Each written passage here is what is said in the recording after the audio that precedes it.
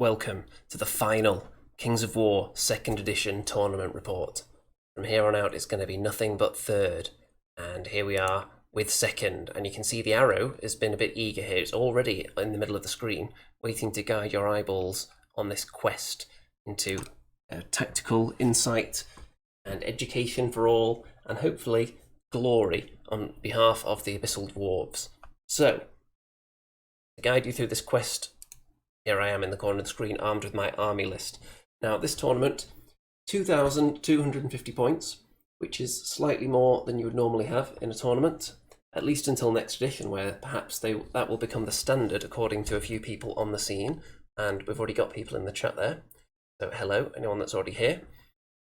And as people filter in, feel free to drop comments in there, and I will refer to them occasionally. So, Abyssal Dwarves are back. This is the Cold Up North tournament, put on at Element Games, and it's a Golden Troll event. So, now one thing that's notable about Golden Troll events is the high quality of the trophies usually. So anyone who wins one of them is in for a treat. Okay, let's dive in. So it's 5 rounds. Let's have a look at game 1 here. So you can see the table, and the army is laid out nicely there. The specific rules for this tournament: there is a re-roll. Once per game you can re-roll 1 dice, which quite a lot of tournaments use. And I don't think there's anything too weird, apart from the scoring system is a little bit unusual actually.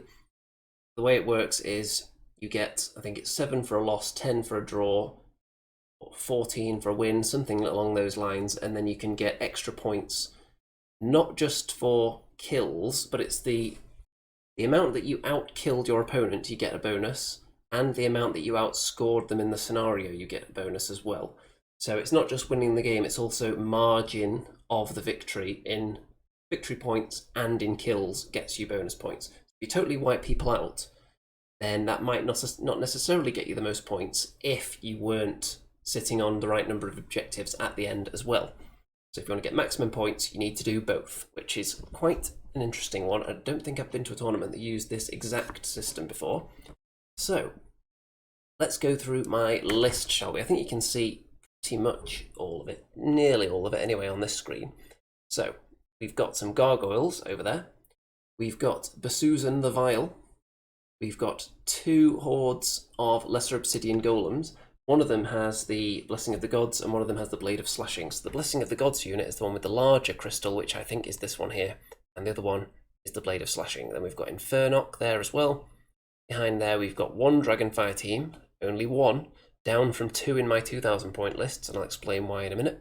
Behind there we have an Ironcaster, and we have Dravik Dalkan. Then we have 2 regiments of Immortal Guard, both of them with the Throwing Mastiffs. We have Bracky, and don't think we've got quite everything in this shot, so we're going to have to slide down a bit.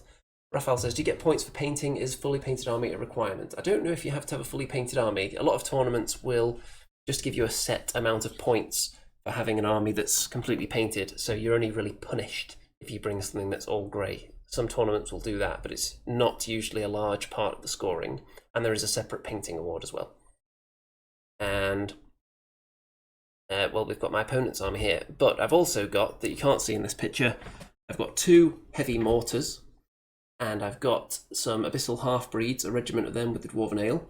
And by the way, the Ironcaster, which is right there behind the Obsidian Golems, he has Surge and the Shroud of the Saint to put him up to heal 6. And I think that is everything mentioned. Yep. So, what's the change? So, from my 2,000 point list that I took to Clash of Kings, for example, I've taken out 1 Dragonfire team, brought in a 2nd mortar and an Ironcaster, and messed about with some of the artifacts. I would have liked to have more Dragonfire teams, but it does struggle for unlocks, this army, because there's a lot of points spent on really expensive individuals and named things. So, for example, Dravik, Bracky, Infernock, Susan, and now the Ironcasters come in as well. A troop of gargoyles, so obviously they're not unlocking anything. So it does struggle a bit. So I wasn't able to fit in everything I would want. So let's move on. And I'll be right back in a second.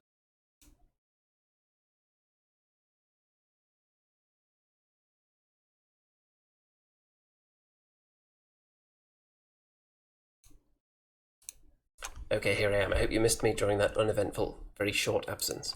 So, we're on to my opponent's army first, and let's go back to this picture here because I can tell you that the scenario we are playing right here is push in game 1, and I'm against the Trident Realm.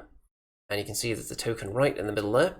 So the idea with push, if you're not familiar, is that you start off with a couple of tokens on your side and you walk them into your opponent's half, and if you have a unit holding tokens and that unit is entirely on your opponent's half, you get 2 victory points at the end of the game. If you hold it and that unit is not entirely on your opponent's half, you only get 1 victory point for it. So the one in the middle can be picked up and carried around as well. You can steal tokens off of the units, you can carry as many as you want on one unit. And my strategy in this one, often I like to put one unit out to the side on its own with a token and just kind of march across the table unopposed, hopefully, if the opponent doesn't put anything there. But that's not what I've gone for this time, and you'll see exactly what my plan is shortly. So there are a couple of tidal swarms here for the Trident Realm, and one of them has a push token. There's another swarm there. There are some... Here there's an Ensnarer Horde. There's Heart Piercers. I think this is an Ector, and that is... It might be an Envoy. There's some more Heart Piercers here, and there's another hero as well. There's another swarm, and there's another hero, and a Nooker, and the Worm Riders. So there's 4 shooty Heart Piercer units, I think, there, which are quite scary, and they do have some upgrades on these units as well. Spells that are available, I think something has teleport, and I don't remember what else it has, but we'll get to that. So there's a token on a swarm, and that swarm is back here. So this is on the right flank as I look at it. The other one is all the way out on the left. And yep, there's confirmation of that one. So on my army, you can actually see on this side now where the half-breeds are, with the mortars behind. And you may think, well, why would you put a height 2 unit in front of the mortars? They won't be able to see anything. Well, it depends what targets I've got in mind. The things I want to shoot at are mainly the big heavy cavalry unit, the big juicy worm rider beastie things. So I want to be able to shoot at them with the mortars, and they're height 3, so it doesn't matter if I've got my cavalry in the way. And nice little compact setup here. One thing notable actually about my first few games, and it's something I've been doing wrong and I continue to do wrong into this tournament, the healing spell on the regular Ironcaster is not supposed to be able to target Infernock, apparently, because he's not officially classified as a golem. So you're not supposed to use it on him, apparently, even though he's basically just a greater obsidian golem with a couple of boosts on his stats. So because we're in the age prior to keywords, which come in 3rd edition, there's nothing that says he's a golem, so you shouldn't be using it on him. So I'll tell you at which point in the tournament I actually start playing the rule for that correctly. And of course, if I'd known that you're not supposed to use it on him, I would do certain things differently. Now, you can see I've got tokens on both of these Immortal Guard units. They're usually an ideal token carrying a unit. You're not slowing them down by putting the token on them, because they're already very, very slow. And you can't surge something that's carrying a token either, so these guys don't mind, because they don't have to be surged, unlike most of my other frontline troops. And over on this flank, Susan and the Gargoyles. So my opponent, very early on in the deployment, put one of his tidal swarms out on the left. So my thinking was, well, that's just going to have a token or 2 put on it, and I'm not going to be able to fight it, because I don't want to deploy anything over there. I think I'm going to need more on the other side. So I'm going to ignore that. But I want my opponent to put more resources over there. So let's put some gargoyles down here, make my opponent think that maybe I'm actually going to deploy units on this side, and then maybe he'll put more units over there that'll be stuck and out of the game. And Susan is also within striking distance to this area, so that could frighten anyone into putting multiple units down over there. And you will have seen that there were actually 2 tidal swarms positioned up there instead of 1. So I can just forget this area. I don't even care about that token. Gargoyle's just going to immediately leave, and I can go and join in with the fight, and they'll be stuck just holding onto that 1 token, which is okay from a tactical standpoint, a really cheap unit just carrying a token into enemy territory. But there is a second unit with it that's also not going to be able to do much. Turn 1, and my opponent is going first, and there they are, making their quest straight for my half. which I don't mind. I'm quite happy for them to have that token because I want all the rest of them. And everything else, there's no huge imperative to rush forward. They've got a bit of a shooting advantage, but it's not the longest range shooting. There is a formation as well with some of the heart piercers so that they have steady aim. And look, see dice being rolled there. So all pushing up, and then they start shooting, and 6 damage onto the half-breeds, which is a bit annoying, but I do have the Dwarven Ale, so at that point you'd expect that they might become wavered, but they don't. So, turn 1 for the Abyssal Dwarves, and you can see immediately the Gargoyles and Bassoos have abandoned that flank and started coming in this way instead. And the Golems have pushed forward. When one unit of Golems is further forward than the other, that usually means that there's been some surging going on, so I actually surged both of them, because I was weighing up whether anything would be able to get them in the flank if I pushed them forward, and Infernock, if I'd surged him, I think there is a unit up here that could have fought his flank if he'd gone too far, so I just surged these two. So they're pretty safe from most threats. Half-breeds have regenerated some of their wounds. Mortar. Well, look at that. First turn, Mortar lands a huge hit. 10 wounds on these Worm Riders. Very, very nice. That's like the dream Mortar shot with the Abyssal Dwarves. So 10 wounds. Nice start. And there's the battle lines. So the Immortal Guard have pushed forward with the tokens. Bracky is staying back a little bit because he doesn't want to get charged by anything. I think I've got these 2 units in charge range of the Worm Riders, so if they want to charge in. There may be something else up there. Let's just move me out the way a second. Yeah, there's the Nooker as well that is also in charge range, I think. So we'll see what goes on over there.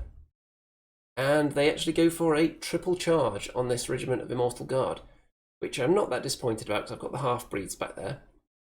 So the Nooker, the Worm Riders that have actually got lots of their wounds back. Most things in the Trident Realms have regeneration, and I've got lots of healing in my army, so both of us really have to make sure we take things out when we wound them and don't just leave them lingering on a few wounds, because they possibly will get them back quite easily. So a triple charge there. I think this guy flies. I think he's got the wings of Honeymaze, this character here. And probably going to be saying goodbye to those Immortal Guard now. Everything else pushing forward into these woods here. This unit has actually come a bit too far, so now my Gargoyles actually have a flank on them. And the Tidal Swarms have just continued pushing up into my territory, which I'm not really worried about. But the Gargoyles, which are just over here, have a nice juicy flank on this unit, and so does Susan actually. So what I'm going to do next turn, this unit can potentially reach them. If not with a charge, then definitely they could be surged in. And 2 flyers into the flank, try and crunch that unit to death, and also kill this unit here. I think I can get Infernock surged into the flank there. So these units over here, mainly shooty. There's a few different spells around the place. They end up putting 2 damage onto the lesser golems there. And they wind blast them back as well. That's another spell that was in the repertoire of the Trident Realm here. So they've been pushed back. So it's going to be difficult for them to get involved next turn. And the Heart Piercers, what do? Well, they put the half-breeds back up to 5 wounds again. And this little shooting battery put 7 damage onto the Immortal Guard that aren't in combat. So both my Immortal Guard are in a little bit of peril at the moment. One of them dies, and there's how they set up afterwards, which is kind of annoying, because what I would like to do is charge that thing and overrun into the Nooker. Unfortunately, that is now, it's got its flank, my half-breed, so I would have to charge into the flank, and then the overrun would take me into nothing. So that's not the best situation to be in. So I actually take quite a while deciding what to do with the half-breeds next turn. So turn 2, the half-breeds do ultimately charge into the flank of this character, hoping to just kill it and then turn around and accept that they'll take a Nooker to the face. Unfortunately, they only do 6 damage and do not kill it. So that's very unfortunate there. However, the Immortal Guard did charge into the Worm Riders, and the Infernock was surged, I think, into their flank. So very nice there. You can see that Bracky has run off to charge into these Heart Piercers in the flank. Anytime you can get a flank on this huge force of ensnaring units, it's always a good idea. So 3 damage there, they're not going to be shooting, that's the most important thing. And over here you can see exactly what I was going for. The golems into the front, the Susu and the gargoyles into the flank. That huge horde of ensnarers are dead. Many of the attacks coming in unhindered in the flank, so very, very nice there. That is toast. Let's see. Okay, we're going to go back to a picture now because Sam has raised a possible point. He says, you move straight the individual lines to you overrun into the Nooker. Yes, I think you are right, actually. So that is probably a mistake, but it doesn't make any difference because I don't kill it anyway. But yes, that is right. Okay, moving on.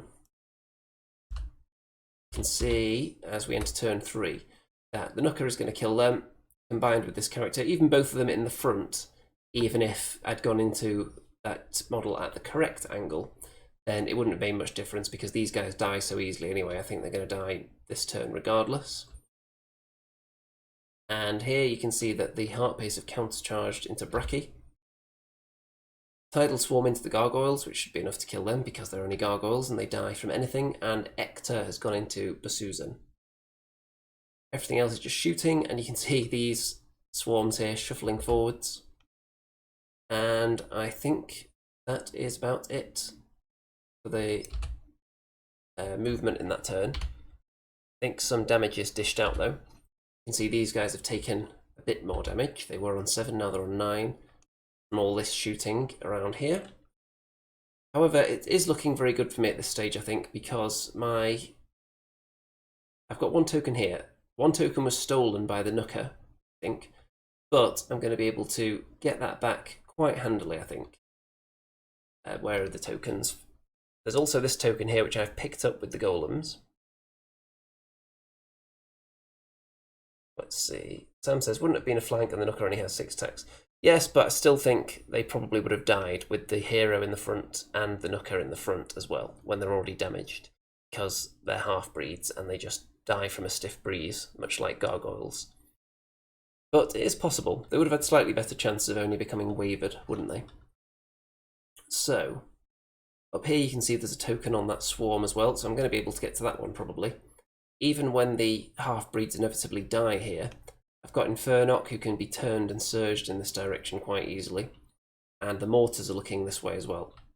So I'm fairly confident. So that unit takes some more damage. The Dragonfire team gets wavered with 1 wound on it, which is always annoying.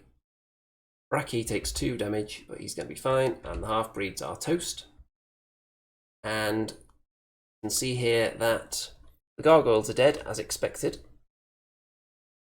Sam says half-breeds are pretty rubbish. Yes, they are, but they're very nice models, and that's the most important thing for this army at the moment.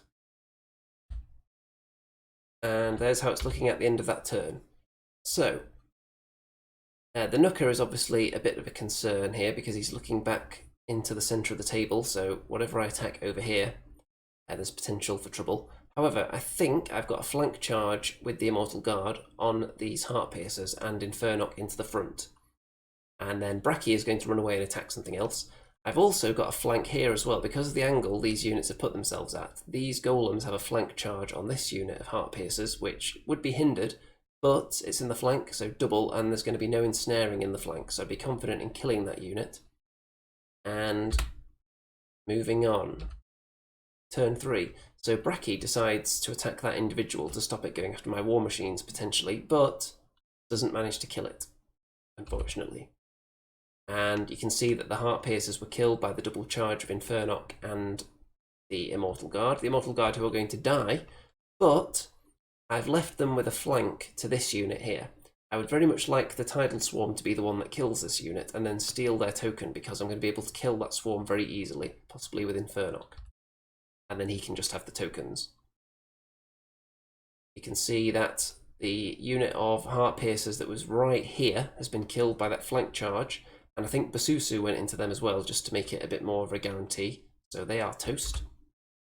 And the unit that was wind blasted back previously have now got into the game a bit, and they are fighting a Tidal Swarm. So, looking very healthy at this stage, I think. Enemy units getting a bit thin on the ground. in this battlefield area here. Over on the left, I'm not concerned, even though they've got units alive over there. And the Nooker is going to have to charge either the rear of the Immortal Guard, but again, anything that kills the Immortal Guard and steals the token is fine with me because they're going to get toasted by Infernoc. He's the one I want to protect now. He's my main hope for carrying tokens, because he's undamaged, he's dash 20, he's defense 6. If he ends up with tokens, it's going to be very, very tough to take them off him. Turn 4. So, the Nooker actually decides to ignore those two options and go for the rear of these golems, who had to present their rear to somebody, because there was also this unit right here. And they decided to present it to the Nooker instead. And Tidal Swarm into the Immortal Guard, they'll probably kill them, since it's in the flank and they're already heavily damaged. And everything else is shuffling out of position. This unit has moved over there and exposed their flank to the Obsidian Golems, so if the Golems don't die, there's an easy flank on them now. And the Tidal Swarm back into the Golems there, and everyone else is just shooting. Actually, they may not have actually charged in here, then maybe they just went for lots of shooting against these Golems instead of countercharging. And there's the token in my half that's going to sit there for the whole game untouched, because I don't care about it. So, what does this hero do? Let's not drag the picture around, shall we? Yep. And what does he do? I'm not sure if anything's missing from this picture here, but I think this hero looks like he's healed up some wounds. And look at that. The Obsidian Golems survive the rear charge from the Nooker because, as was mentioned in the chat a minute ago, it doesn't have that many attacks. So they are perfectly fine. I've managed to keep, I think I've kept all my units inspired. Either from there's an Ironcaster down here, or there's also Bracky there with his 12-inch inspiring range, which has been slightly nerfed in 3rd edition, by the way. So they are going to be okay for now. And there we go. So this swarm here now has 3 tokens. Because my unit had, I think they were carrying 2 at that point. Because the other unit of mine that was carrying tokens had died, and possibly the enemy had left one on the ground rather than picking it up, and I had taken it. So that unit now has 3 tokens, which is a very, very juicy target, and if Infernoc gets his hands on them, that's going to be pretty much game over for me. And where has is that all the units? I think that's everything for that turn. So turn 4 for me.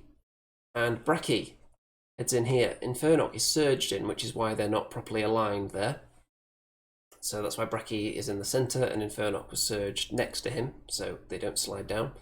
Put a bit of damage on there, but I'm going to get them eventually. Golems kill the Heart Piercers that expose their flanks to them and then turn around to face the Nooker and get healed up quite a bit as well. And these ones kill the Tidal Swarm over on the centre left. And they're now facing down more units from the enemy. You can see that Dravak is hiding behind them so he doesn't get killed.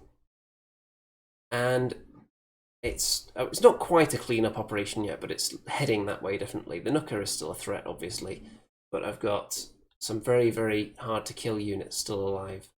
It's going to be an uphill struggle for my enemy to hold on to these tokens here. So, Susan is fighting this character. And on to turn 5. So the Nooker wants to take out these guys again. Joined in battle by the Ector. And the Mortar is attacked by this hero who may be an Envoy. Can't remember. And more shooting into these Golems. And this Golem unit survives again. So up to 10 damage now. But they have got the Inspiring near them. So it's not the easiest thing to do. 1 Mortar down. 1 still alive. So my strategy is pretty much paying off, kind of to overwhelm this area with really big nasty stuff and ignore the 2 units out on the left.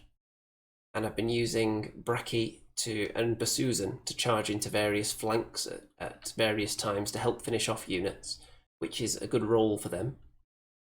When there's nothing for them to harass and no war machines or anything to chase down, just chip in their attacks into a flank when something else is in the front. That way you're not getting them overrun.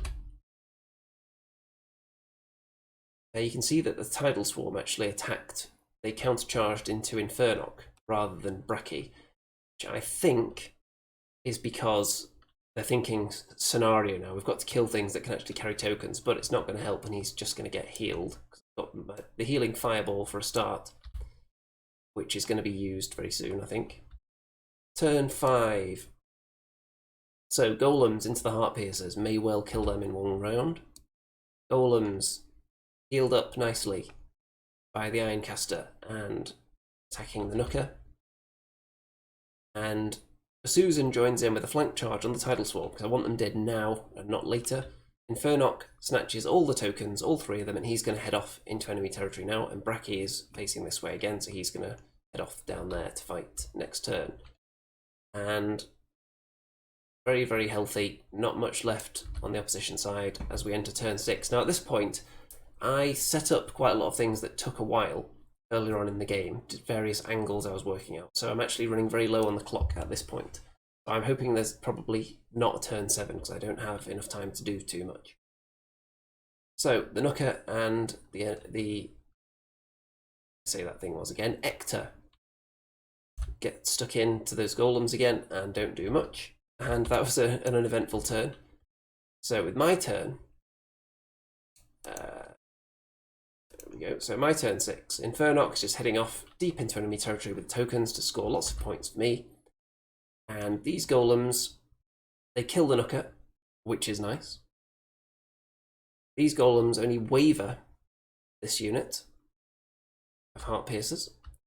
And that is how we're looking right now. So it's obviously going to be a win for me at this point. Turn 7. This unit, I think they're headstrong. They seem to ignore the waver and run off. And there's some shooting aimed at Infernoc, because if he would have died and dropped the tokens, that would have been quite funny. But he survived. And that's going to be the end of the game, because I do get a turn 7, but I don't have time to do anything. So this unit could have a rear charge on the heart piercers there, but I wouldn't physically have enough time to roll all the dice. So that's how the game's going to end. So Infernoc carrying lots and lots of tokens. These guys are still carrying a token as well. So it's a very large win for me. In the end, I've got 4 tokens worth 2 each because they're in enemy territory, and my opponent has 1 in my half. So it's 8-2 on victory points, which is a nice healthy margin. And also quite healthy for me on the kill points as well. There are a few heroes alive, but not too much else. So very tasty indeed. And on to game 2. And this is against the Filthy Ratkin. And this scenario is Occupy. So this is the one where each side has a kind of a base objective in enemy territory that they are supposed to try and sit on at the end of the game to get 2 victory points. And you can control these secondary objectives in the middle to get 1 victory point at the end as well. The objective in your own half isn't worth anything to you, but obviously you want to defend it to stop your opponent controlling it. And it's against the Filthy Ratkin.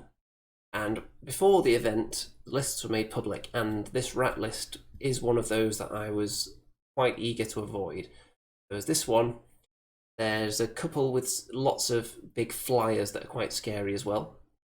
And those are the ones I wanted to not face ideally. But here we are against the rats. I've played against one Ratkin heavy on the Hordes army before, and I did actually win, but it was perilously close. Steve is in the chat. Evening, what have I missed? Well, you missed game 1, which was very exciting. You also missed lots of technical tinkering at the start as well, with part of the video that's going to be snipped out later on. So let's dive straight into this, shall we? You can see that I've got lots of my army over on this side. I've got a Mortal Guard, half-breeds, golems, a mortar. Why would I put a mortar there, you ask? Well, there are some height 4 death engines over there, so I have got something I can shoot at over my own troops. And this mortar also has death engines in its sights, and there are also some gaps in the lines here for this one to see through potentially as well. So there's that side of the board. And in the middle, we've got Infernoc, one of the Ironcasters, more golems, Immortal Guard, Bracky, the other mortar, and out on the right we've got the gargoyles, and if I move out the way you can see we've got Basuzan there as well. So if we go back to a wide shot here, you'll see that all the tokens are on this side. There's nothing over there. So all my flyers are over there because I want to fly Susan right into the enemy lines. And let's move me down to this corner for a moment. So you can see there's a big space here around the coffee cup where the enemy won't be able to reach Susan if she flies up there. They will have to divert some decent resources over there to get to kill her. The enemy base objective is actually all the way over here though. So that one horde of slave rats heading towards it could hold it, but I plan to kill them, so I wouldn't worry about that too much. This is where the main juice is, and the objective I'm going for is about here somewhere. So, what my plan is, fight on either side of this house, don't get flanked by anything, and just push through, basically.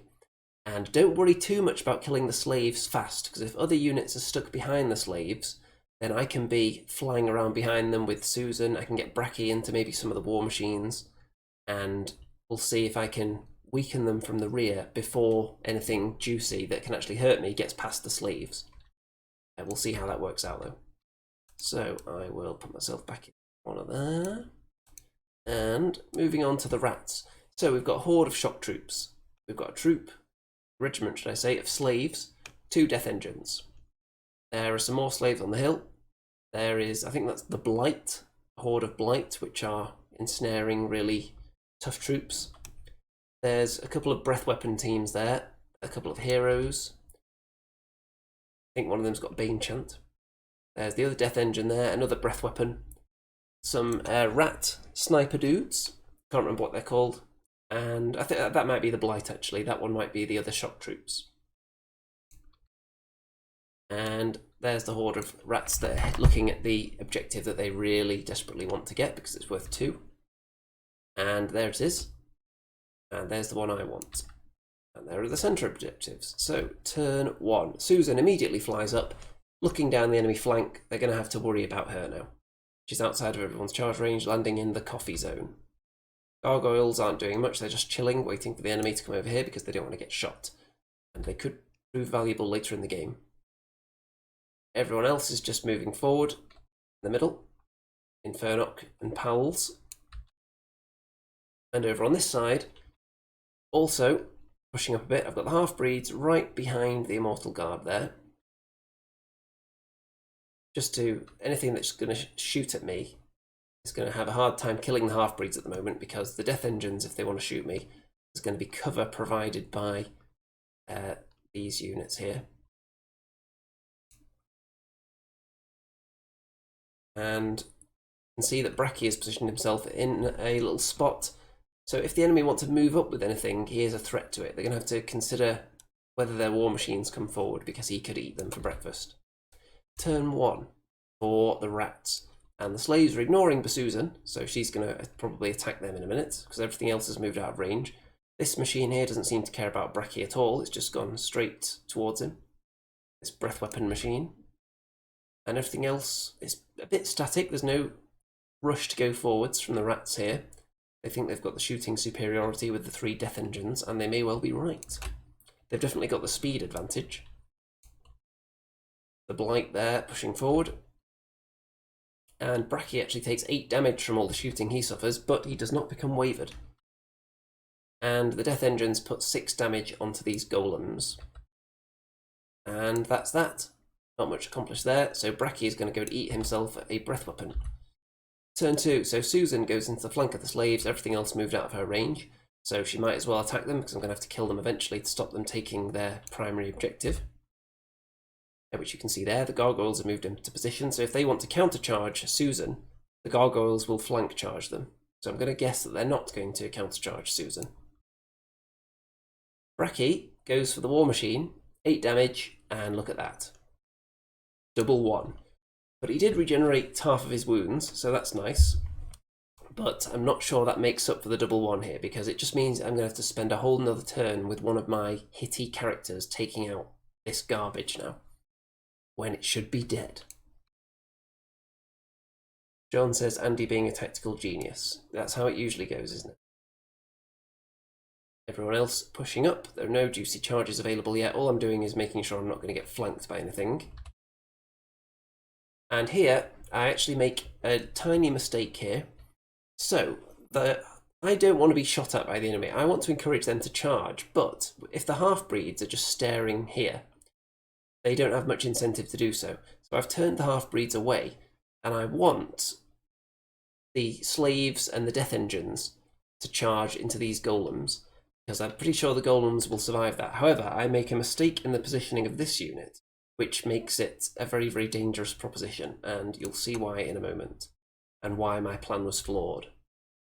So, I've got this unit of Immortal Guard in charge range of the slaves, which is fine, but the amount of distance they are back from the front of the golems means that the slaves can charge into the Immortal Guard and not poke out ahead of the golems, which means that the shock troops and the death engines can both, well, all three can charge in.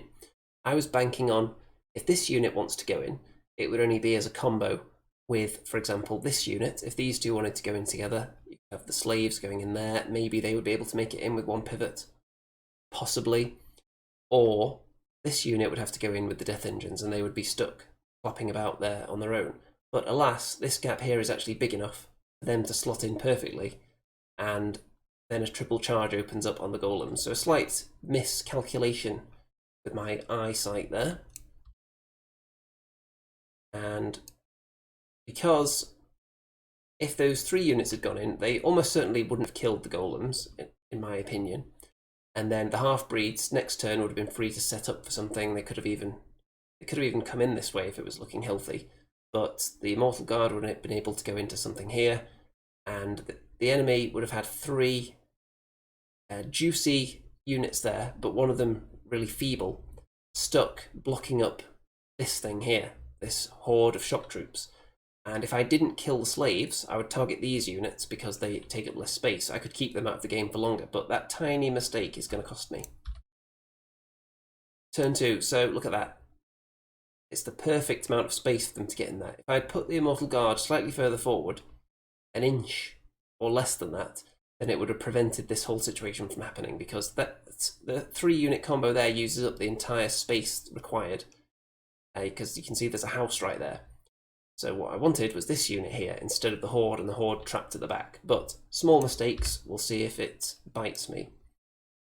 Here the slaves have moved up behind the walls, so if I want to charge them I'll be hindered, and then leave flanks open to things like the shock troops and the blight. Am I crazy enough to risk a double charge into the slaves, leaving flanks open? We'll see.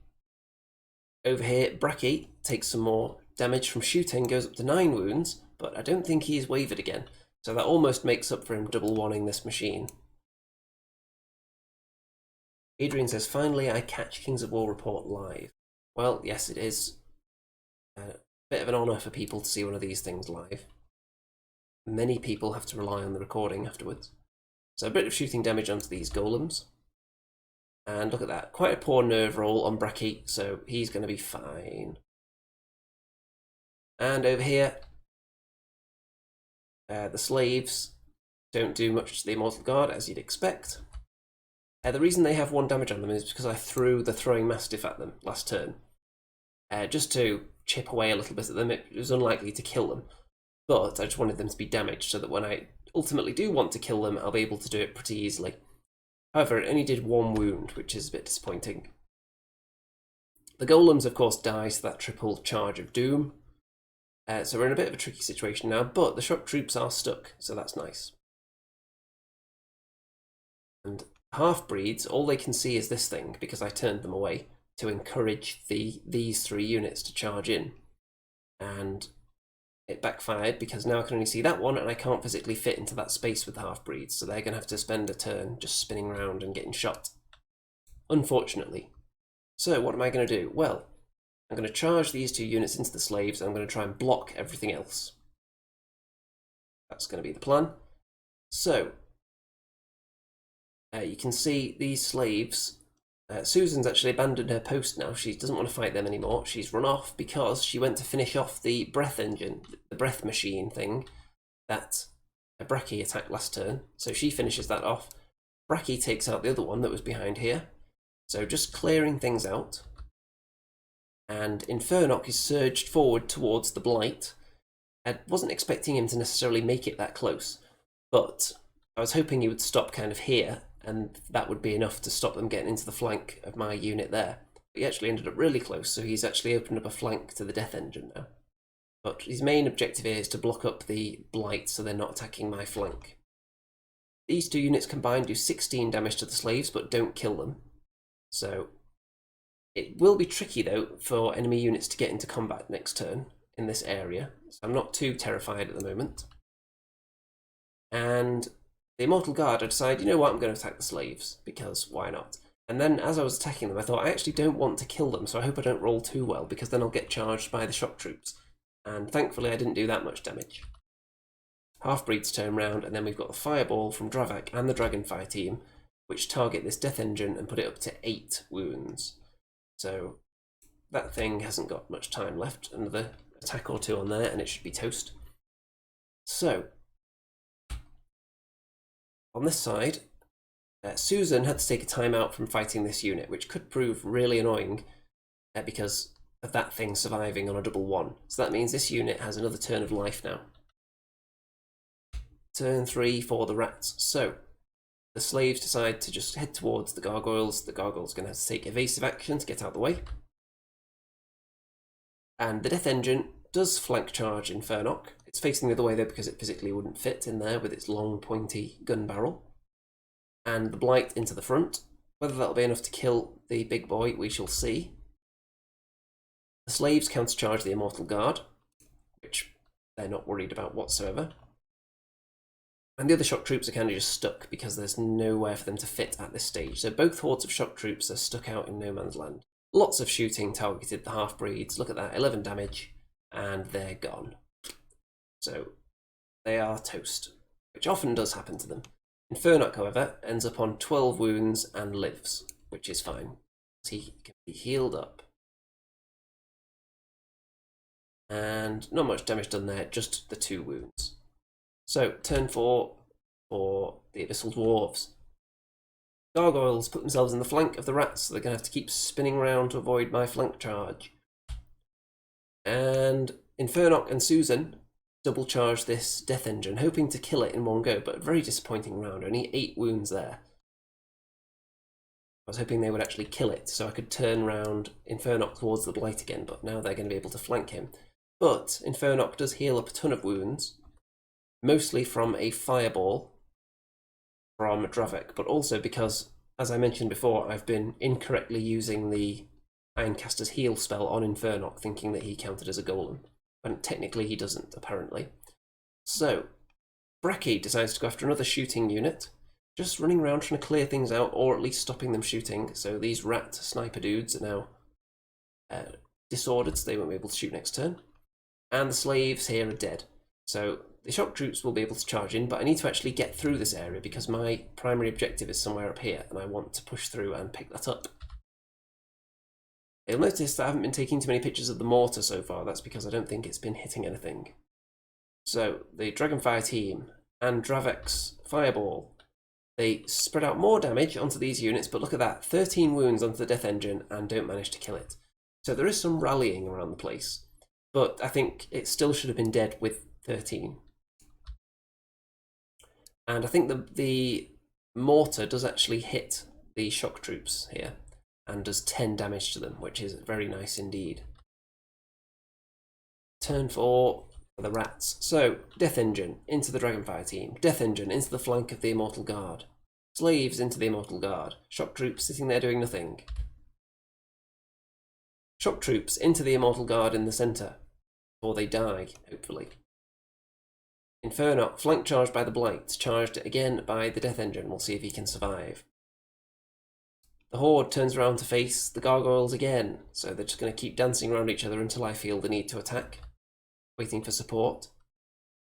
Infernock takes a ton more wounds again, but survives. He is inspired though. It was quite a poor roll on the nerve there. Immortal Guard don't take too much damage, so this unit's going to get double charged now. These Immortal Guard don't take much damage either, so they also survive. Dragonfire team obviously dies though. And look at this live rotation. So the Death Engine is spinning around so it can see the Immortal Guard. Turn 5 for the Abyssal Dwarves. So Susan decides now is the time, we need to get rid of this unit, and charges them. So now they won't be able to pivot towards the gargoyles. So they could countercharge Susan, they could just move backwards, they could do several things, but not pivot towards the gargoyles. So they are going to get flanked next turn. And Infernock finishes off that Death Engine that should have died last turn, I thought. Bracky finishes off the Shooty Rats and turns around to face the action. So we are actually getting some progress now, but then look at this. First of all, the Immortal Guard and the Hindered Golems, you would expect between them that they would do more than 6 wounds, really, onto this Shock Troop Horde. However, they only did 6, because that unit was already on 10. Get it up to 16, and then double 1. Wow, wow. So, not looking very healthy there anymore. I would expect to have killed that unit with that double attack, which could have then led to me pushing forward and getting my primary objective, but because of that terrible roll there, it looks like this Horde is going to be able to try and kill one of these units next time, which is bad. The other Death Engine countercharged by the Immortal Guard and killed, which is good. And Dravak kills the other Death Engine with his Fireball, which in turn heals up Infernock, which is very nice. So it's been quite swingy, but I have had a couple of really poor rolls. My opponent had a couple as well. But I think the double 1 on the breath machine was quite a big one. And this round here, I was really hoping that they would die. Expecting them to die, definitely. And then I would have been on course to go and try and get this token. Keep calling it a token as if I'm going to go and pick it up, but they are just ones you rest on and control at the end of the game. Turn 5 for the Rats. So they just shuffled sideways, actually, which is one of their few options, which, while maybe intended to guarantee they end on this objective if they're alive, what it also does, it means that when the gargoyles charge them in the flank, the gargoyles are now further away from the action, which is annoying. So the shock troops countercharge the Immortal Guard, the Blight back into Infernock, Slaves back into the Immortal Guard, and they actually kill the Immortal Guard, so well done, Slaves. The Blight do not kill Infernock, so he's been up and down a lot on the wounds so far. The Immortal Guard die to this unit that I expected to kill last turn, so it's going to be down to the Golems to finish them off now. Turn 6 for the Abyssal Dwarves. So, Gargoyles in the flank, Susan in the front, finishes off the Slave Horde, and now we can hopefully get into a position to affect the game before the end, but probably not. The reason it took them this long to kill that Horde is because Susan had to get distracted going off to kill the Breath Weapon team, because Bracky double wand it. So that was annoying, and it kind of means the Gargoyles are stuck and unable to affect the game now, because I get nothing for this objective, so there's no point hanging around on it. The Golems do manage to kill off the Shock Troop Horde and then turn to face the Blight, because there's no point going for the primary objective now, because there's so many things to block me up. I might as well turn this way and help out in this direction. Bracky charges into the rear of the Blight to try and maybe kill them if he got lucky, because Infernock had to go backwards, you see, to get onto this objective, because if he'd charged them, he would have bounced off 1 inch and not been within 3 of it, and then the game could have ended. So that wouldn't have been nice. You can also see that he didn't heal that many wounds this turn. He healed some from the Fireball onto the Slaves, but the actual heal, which I was trying to use on him as well, illegally I might add, didn't heal any wounds at all. So he's actually a bit more vulnerable now. Turn 6 for the Rats. So lots of shooting at these Golems, more damage put onto them. And look at that, the Blight charge Infernock and they kill him. Wow, wow, wow. So they can then pivot onto this objective. And that's important as well, because if they'd overrun to get to the objective, then they would have left their flank open to Basusu. And they would have also left their flank open to these guys as well. But because they pivoted to get to within 3, there's now not much I can do to stop them being there, because if I charge them with the Golems, I'm abandoning an objective for possibly getting an objective. Now, there are ways I could counter that. For example, I could use Bracky to sit like here, so that if I can fit them in, which, looking at the angles, it's probably possible to get them into combat here, charge them straight into this unit with one pivot. Then they would bounce further down. I'm not even sure whether that would put them within range of the token or not. But even if it did, that would only be contesting it horde for horde. And my opponent is currently on an objective and I'm not on any apart from this one. So that wouldn't be enough to salvage the game. So I need to stay on this token and kill this unit 100%. So I fire everything at them, mortars, fireballs, everything. And look, there is a turn 7. So I'm going to target everything at this unit. If it had ended there, then it would have been 1 point each there, plus my opponent has one over there somewhere. So I would have just lost. Turn 7. So I fire the mortars, they both miss the horde, fireball misses the horde, and I'm thinking, well, I could have just charged in now. But they turn 7 for the rats, and the golems are killed, finished off by all the shooting, because of course I couldn't afford to use the healing from him to heal them up, because I needed to try and kill this horde to actually salvage something out of the game. So that means it's going to turn into a loss, because this horde is sitting on the objective over there, and the gargoyles are sitting on an objective that they can't hold, and there's no point moving them off because I didn't have enough time. There was only that turn left, so they wouldn't have been able to make it anywhere to fight. But if this unit had been facing forwards towards this direction, then Basusu would have been able to reach their flank and possibly the gargoyles as well. So it was wise of them to pivot instead. So that is a loss. And I did kill more points than my opponent did, though. Killed a lot of things in this game. I lost a fair chunk as well, but I've got a lot of points in individuals left. I think all 4 of my really expensive individuals are left alive. My mortars are untouched. Not that they did that much in the game. I think they only got about 1 hit. And we're moving on to the next game. So this is against dwarves.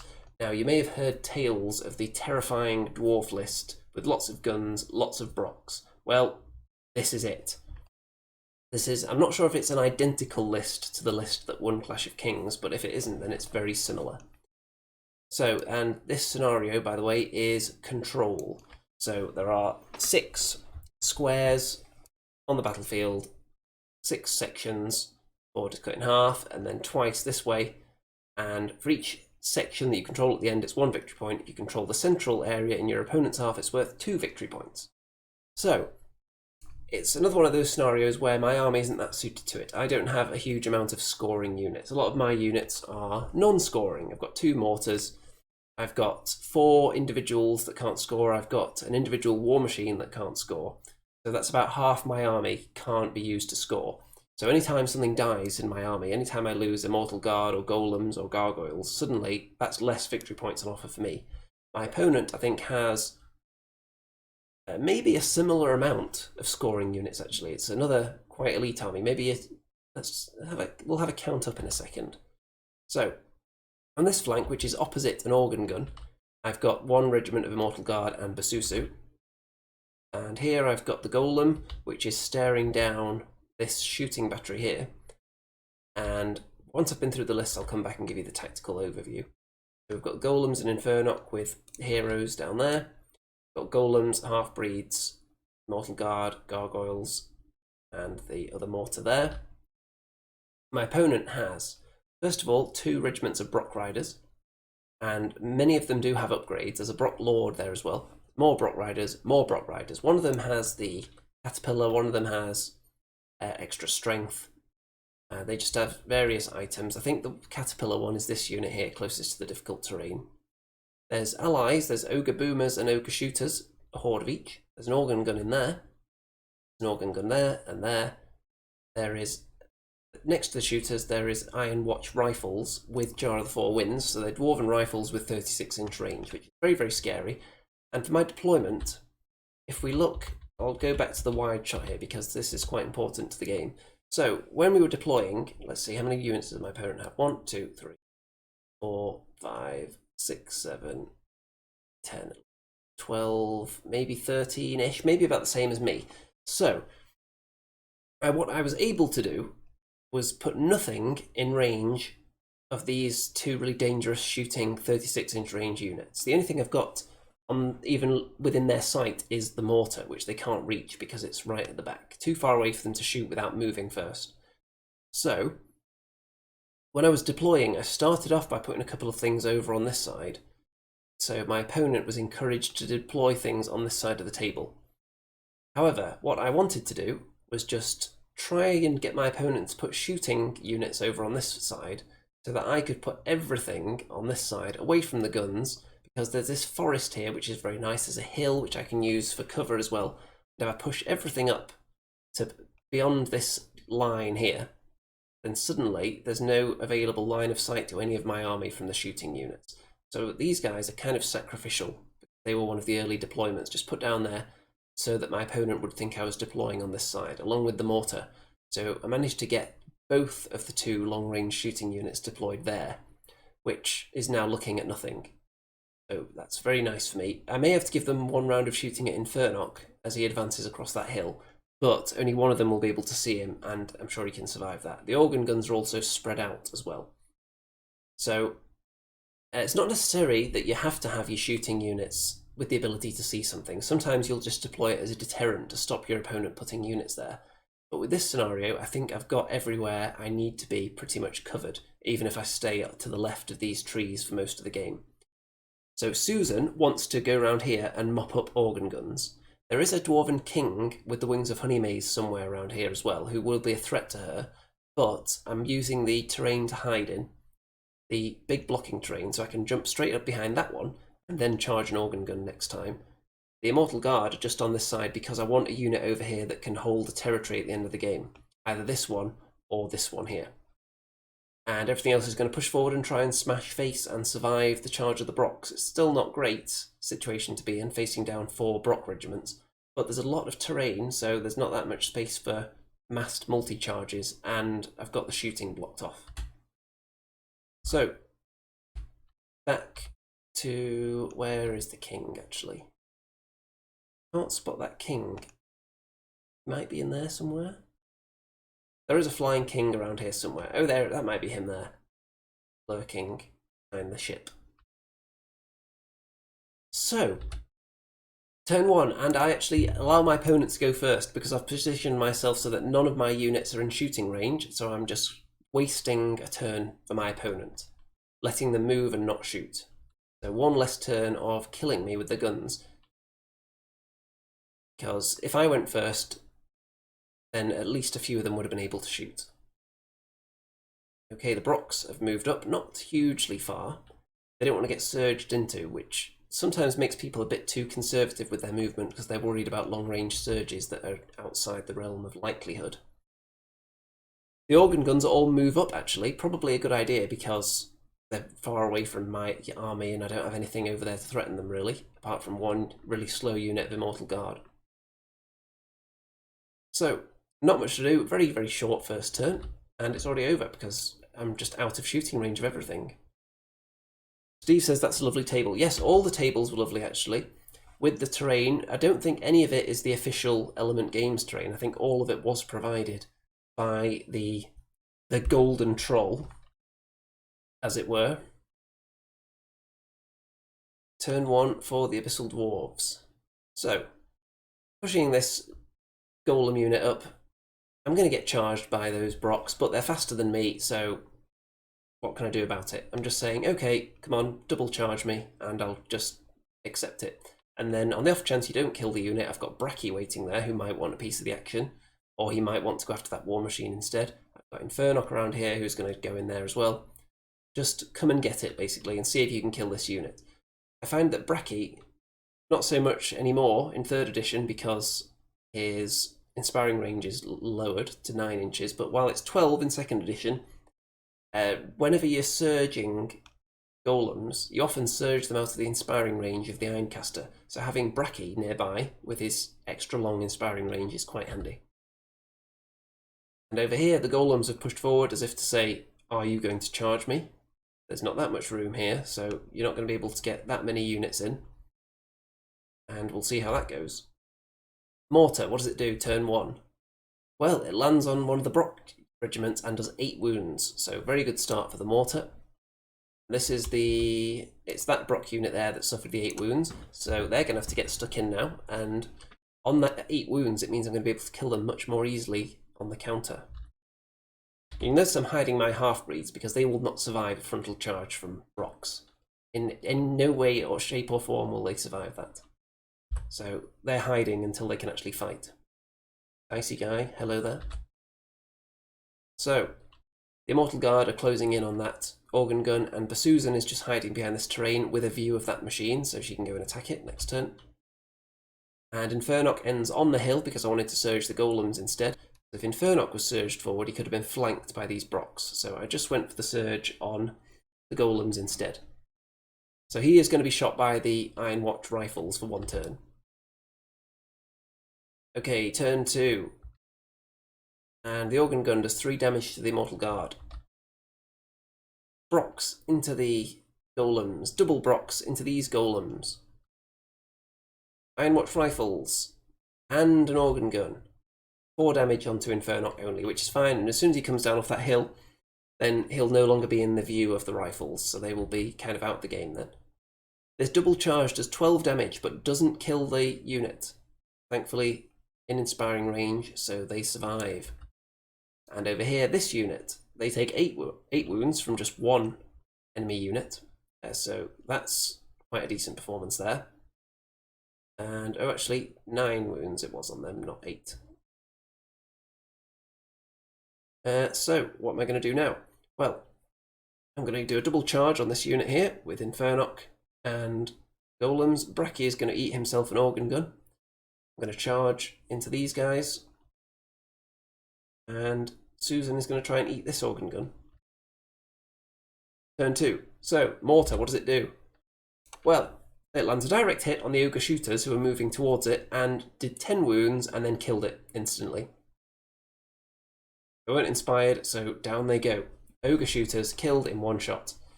That is the dream Mortar situation. The Abyssal Dwarf Mortar is just the ultimate ogre killer, basically. Especially if they're not in inspiring range. They are going to be toasted if it hits. So, Basusu kills the organ gun. She's going to be charged by the Dwarf King, who is hiding in there, but that's fine by me because I've got Immortal Guard here to back her up as well. And I've taken out an organ gun. So Bracky killed that organ gun, and he's facing off with the boomers. If the boomers want to make a hindered charge against him, go nuts. If they want to shoot him, I think he'd probably survive that as well. So the Immortal Guard and the golems charged into the Brocks that had just charged in here, and they kill them. The half-breeds are just biding their time, because there are still more enemy units up there. And the double charge into these guys puts them up to 11 wounds, doesn't kill them off yet. So, looking quite good there. And we're chipping away. Turn 3. So, they double charge in the middle. These 2 units double charge the golems rather than any of them going for Infernock because the golems are already wounded and much easier to kill, frankly. King charges Basusu, which is fine by me. I'm quite confident in this little battle here that I'll come out on top.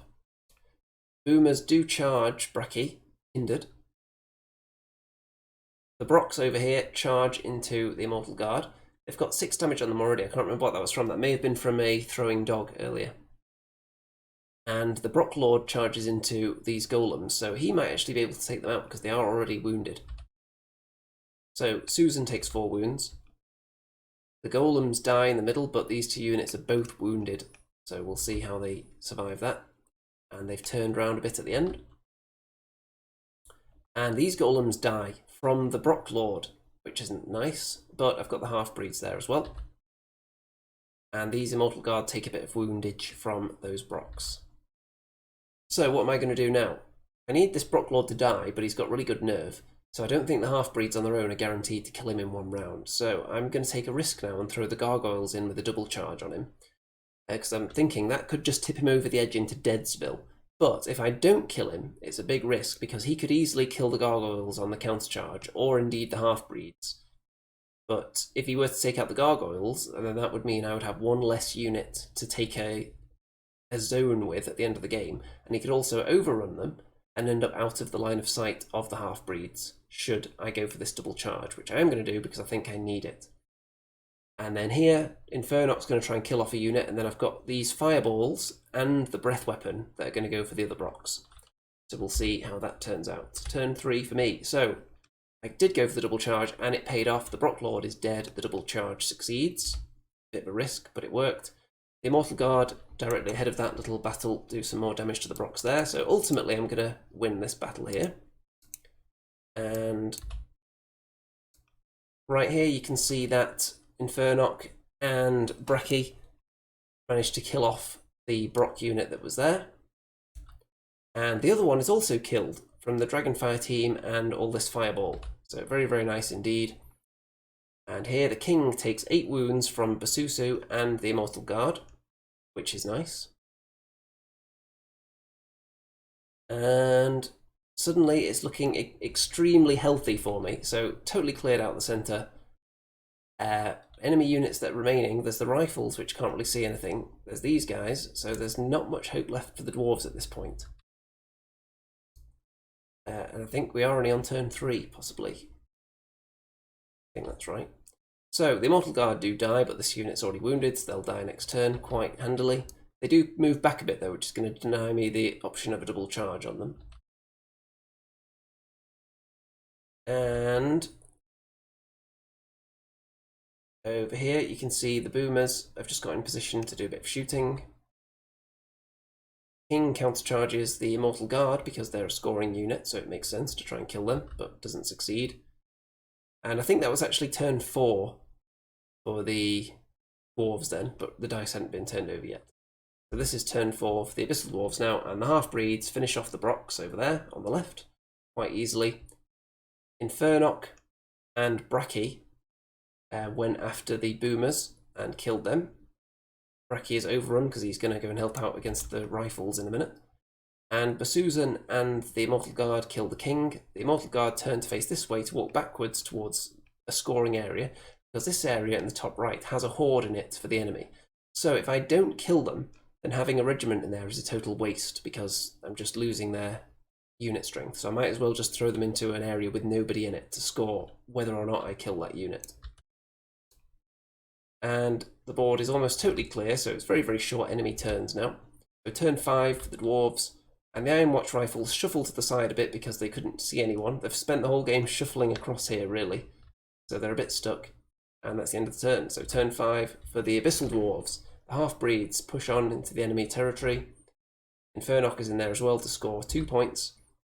Gargoyles are down here to score a point. And Susan charges into the rifles to do some damage. I'm hoping to kill them before the end of the game because I've got Bracky coming this way to help as well. And the Immortal Guard are just going to try and take another piece of territory. So in the enemy turn, the rifles countercharge Susan, do a bit of damage, but she's fine.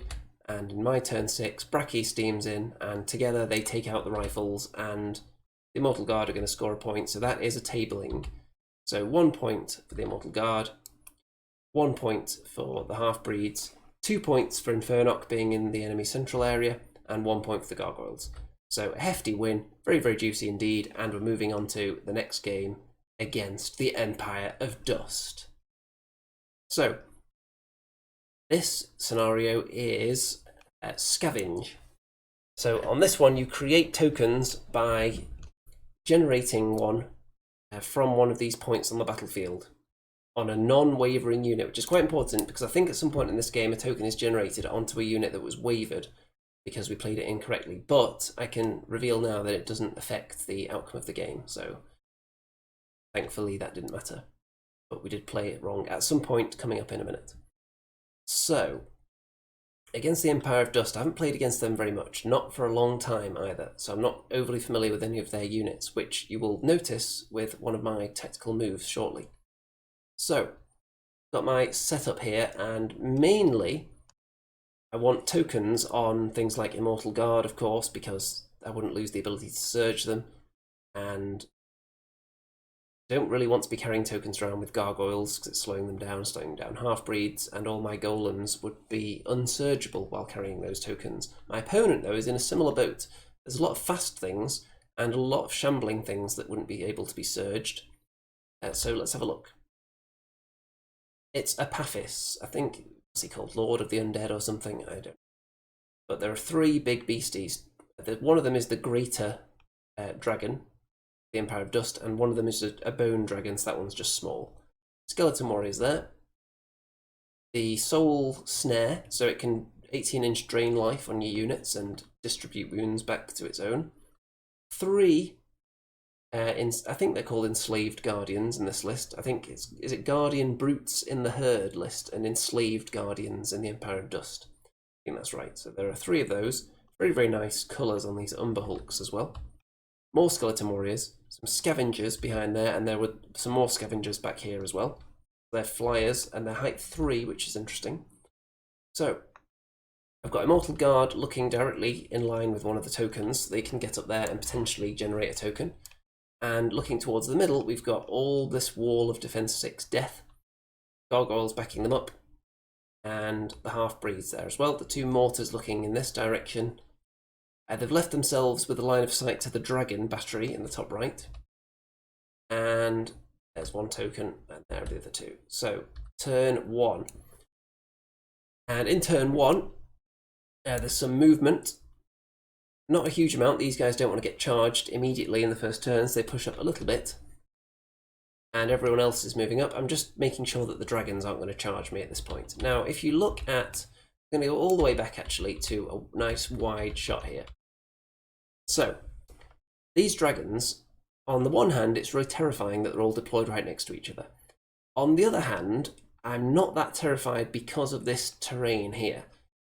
What dragons would really like to do, I'm sure, is kill something down on this side and stare down the flank of my army and threaten everything with a zillion-inch charge range. There's 3 of them, so that's terrifying. But they're only going to have limited sight through these 2 houses. So if I can be clever about it, I can try and prevent them from seeing many of my units. We'll see how it goes, though. But when they're positioned on this side, that was the first thing that popped into my mind. There's only a bit of a narrow gap there. But, of course, they can still get to my mortars and then turn around and look into the back of my army. So that's one reason not to stick around. You've got to move forward. But making sure to avoid those nasty flanks from the dragons. So it's going to be tricky, but we'll see. So pushing up as fast as possible. And the mortars, what do? Turn 1, 10 wounds on the bone dragon. So there's lots of healing abilities with the drain life of the soul snare and such in my opponent's army. So I'm thinking, okay, if I'm going to hit something, I'm going to try and one-shot it. But unfortunately, I don't actually kill the bone dragon, just put 10 wounds on it, so it could get some of those back with the soul snare. My opponent is in a similar boat and really has to try and kill my units in one go as well, so they don't either regenerate or be healed. Turn 1 for the enemy. So everything is moving up towards the tokens. These guys are shambling, so they're not going to get too far. The scavengers have jumped over the top to block Bracky's line of sight to the soul snare, I think, was the main objective with that. And the dragons have moved up here. So I thought Susan was safe down here. Her plan was to sit there and attack whatever's vulnerable next turn. So if I'd hit the bone dragon, which I did with the mortar, I'm hoping I can charge the bone dragon next turn. One thing I didn't realise at the time was that the enslaved guardians have wind blast. So Susan is actually going to be pushed from here out into this area here, and then somebody is going to surge the bone dragon into her. So let's see. The soul snare, first of all, does some damage to the half-breeds and puts those wounds back onto the bone dragon. And then the wind blast blasts Susan out into the open, and the bone dragon is surged into her by one of these dragons. And I'm not as disappointed about that as you might think, because I don't think he's going to kill her. And if she can countercharge him, she could actually finish him off next turn, because he is wounded already. He only got 2 wounds back, so he's on 8. So she could easily finish him off. And there is the enemy battle line. Staring at my battle line, they may have pushed this unit back with Wind Blast as well. So, what is my strategy going to be next turn? Well, you can see that Susan only takes 4 damage. That's nice. So I've got some charge options. The scavengers can be charged. I can do some surging. But we'll see what I do. Turn 2. So Susan does manage to kill the bone dragon, and I needed to use my reroll to get the high enough nerve check to do it. So, what was the exact number? I rolled a 2, but I needed a 3 on one of the dice to do it. So, 2 out of 3 chance, and it succeeded. So my reroll was well used there. Bone Dragon is dead. So Susan is now a real annoyance to the enemy. I would have liked it to overrun further out of the dragon's charge arcs though, but she didn't. I think she only overran 1 inch. So she's probably going to get charged by a big dragon now. Mortar, what does it do? Well, look at that. Enslaved Guardians, 1 shot, boom, dead. Just like the Ogre Shooters in the last game, 1 unit toasted instantly. The Throwing Mastiff, mutated Throwing Mastiff from these Immortal Guard puts a fair few damage onto the Skeleton Warriors. And the Throwing Mastiff and the Dragonfire team do some damage to this dragon as well. I think that one's a Pathis. So, Bracky charged into this unit of Enslaved Guardians, and not because he wants to kill them, but because he wants to block them. Because, I'll get to a different shot in a minute and you'll be able to see my thinking. The Gargoyles have also flown in here to block off, and the Half-Breeds have moved up. The Half-Breeds actually charged into the Scavengers and killed them, so that's very nice. And turn 2, in fact, let me go back. So, I've surged this unit of Golems up this far as well. I wanted them to be close to the enemy. I think I surged them. And I didn't want to be double charged. So this unit can potentially charge them. There's space between there. This unit wouldn't be able to. So they could potentially overrun Bracky and get into them. But if Bracky wasn't there, they would be able to move forwards, do a slight pivot, and then have a surge, because I totally forgot to mention that they have Mortarbriss in this army as well. I think that's him right there. So it could move forward, pivot, and get surged into the flank of these Golems from Mortarbriss. So having Bracky there means they'll only have to hit him straight ahead. And if they do manage to kill him, which takes a little bit of luck, I think, he's not the easiest, then they could overrun, and it would only go into the front. So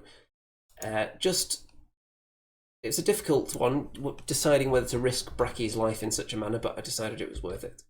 Mortarbriss also provides a stealth bubble, by the way, which is why I'm shooting at the dragons first, because they weren't. Half-Breeds kill the Scavengers. Turn 2 for the Empire of Dust, so double charge on Basusu, Skeletons, and one of the dragons. I think that one's a Pathis, possibly. I lose track though, they look quite similar, don't they? So Enslaved Guardians into the Golems. Enslaved Guardians into Bracky. It's very tightly packed in there. The Gargoyles are going to get shot. And these Skeletons move forward and make sure that the Immortal Guard are in their front, and they're just going to sit on that objective and challenge me to come and try and kill them with a hindered charge, which I am going to attempt. This dragon looks down my flank, which is a big threat, so I'm going to have to do something about that. And you can see there's an 8-inch ruler there to stay out of charge range of the Immortal Guard. I'm going to have to do something to block that in. The Soul Snare puts damage onto the Half-Breeds and puts wounds back onto something. The Gargoyles take damage from Mortarbriss and die horribly. And Basusu dies as well. So this unit is staring down at the Immortal Guard, and the Skeletons just hanging out here because there's a token there that they can generate from. Bracky becomes wavered on 8 wounds, so he's going to have to sidestep out the way backwards. And these Golems take 6 wounds, so they're fine, and now I'm going to be able to do some juicy charges. These Scavengers also did nothing to my Golems here. These were the ones that were accompanying the left flank Skeletons. So, looking at that, look how threatening that is looking down my flank. What I'm going to do, because I don't want that thing to have line of sight to me, I'm going to turn Infernock that way, send him straight towards it, and then double surge him along his way to try and get to either charge it or get right in front of it to block its line of sight, because we're both height 4. And I'm going to put the casters directly behind Infernock so that they can't be charged by it because it won't be able to see them. So we'll see how far he gets in a minute. I've got Half-Breeds and Golems to charge this unit. I've got Golems to charge that thing. And Bracky is just going to get out of the way to remove the chance of overrun. The Immortal Guard are going to charge into those Skeletons. So turn 3. You can see that the surge is very successful, and I actually end up 1 inch away. I don't make it into combat, but I've totally blocked off that thing's line of sight. The Mortar puts some damage onto that dragon as well. And the Dragon Fire team is going to do some shooting also and do some damage there. And the half-breeds and the lesser golems, these are the elite golems as well. They've got the big crystal. They kill off one of those enslaved guardian hordes. There's just that one left now. And the Immortal Guard make a start on the skeletons. I'm not going to kill them yet, but in a couple of turns, hopefully they'll be gone, and then I can create a token. And there we go, looking quite healthy. These guys are actually going to charge Bracky because there's a space that's just big enough for them in a minute. So not much going on up there because Infernoc's blocking them in, so they're going to have to fight him if they want to get through or try and fly over him.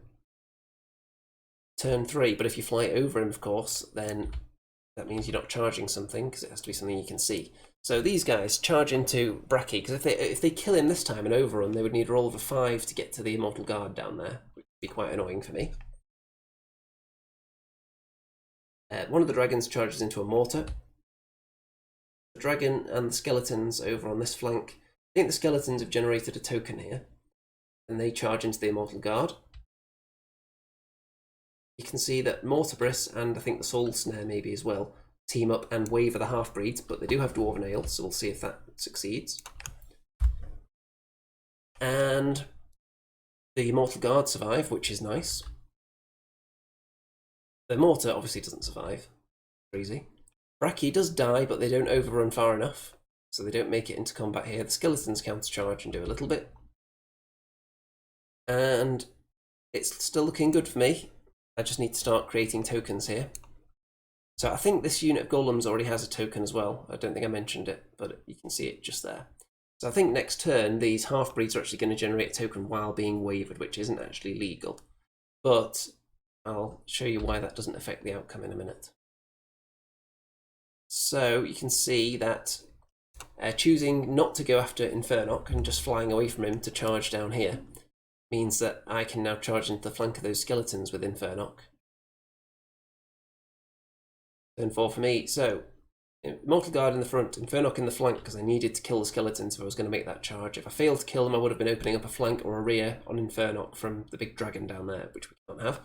So Infernoc steals the token off the skeletons, which is nice, and that dragon has one as well, you can see. So the Immortal Guard are stuck in there with the dragon.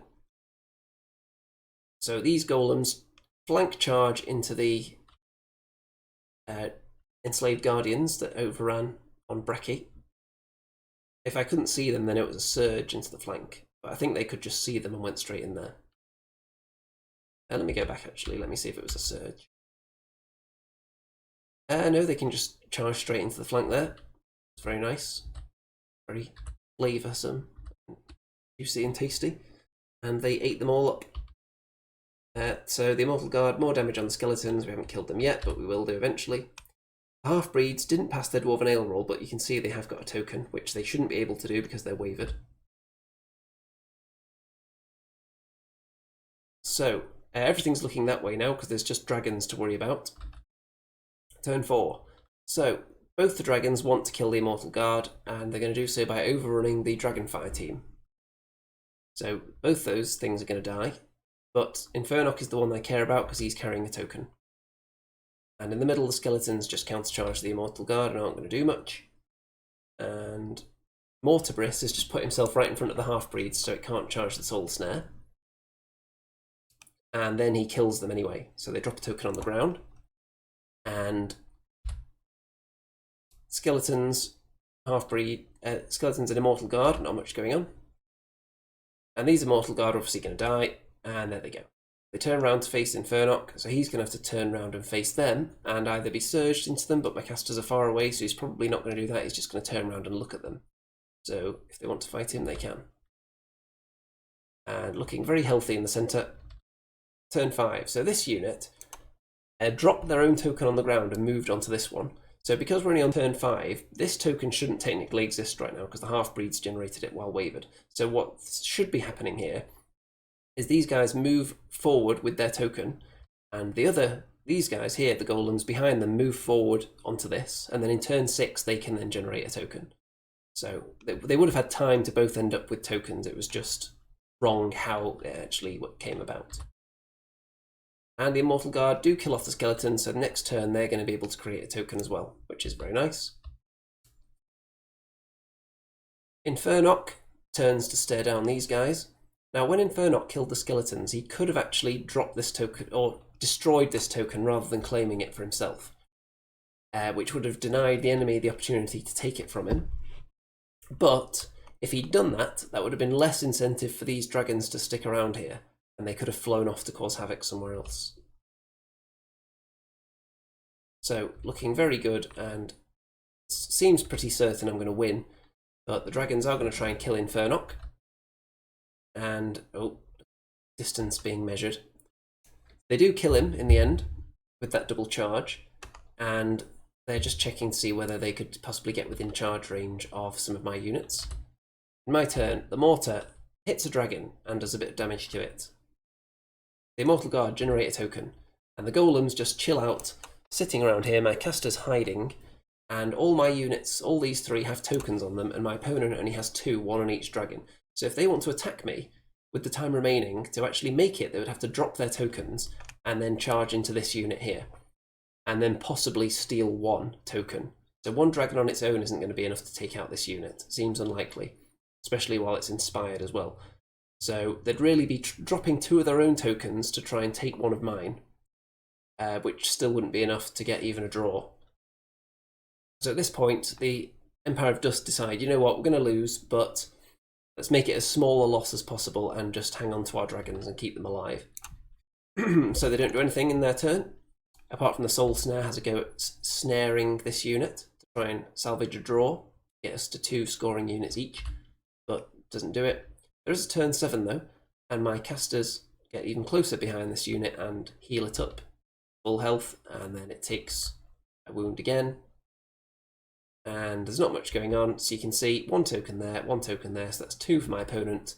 And I've got 1 token there, 1 there, and 1 there. So 3-2, it is a win for the Abyssal Dwarves. Very, very nice. And the Mortar, second game in a row, managed to one-shot quite a powerful unit. And I think the strategy, it wasn't so much a strategy because I couldn't really control where my opponent was going to deploy the dragons, but my initial thought of the dragons may be limited in what they can see through here, it kind of worked out because I did surge Infernock over there who blocked them in a little bit, so they weren't able to get involved in the main fight, which is where, because they're so expensive, those dragons, I think that would have been something they would have liked to have done, I think.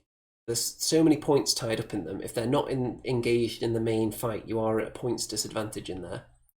So I feel like I had the advantage in the middle with these golems, and I also had the half-breeds around there as well, whereas my opponent only had the enslaved guardians, one of which was killed by the mortar. So I think the bone dragon being killed early as well by Basusu, that was her goal really, to finish that thing off. I didn't want to leave anything alive because this soul snare would have just put wounds back on it. So got rid of that, which meant there were only 2 dragons, and I was able to kind of box them in a little bit. They did get out, but they had to prioritise something because of the scenario as well. They were some of the only units left available that could actually score towards the end. So they couldn't just go dancing around fighting, they had to try and claim some tokens. So it was a tricky situation, but turned out well for me. And we move on to the final game. Now, in the final round of tournaments, typically you can be drawn against someone you've already played, because if you've already played against lots of people around you in the rankings, they typically don't want to like move you down to 10 places below and play someone down there or something ridiculous like that in the last round. They want it to be a matchup that means something and is fair, so it's someone that's nearly level with you. So I did actually have to play the same player twice, and it is the only army that I haven't beaten so far. It is the Rats.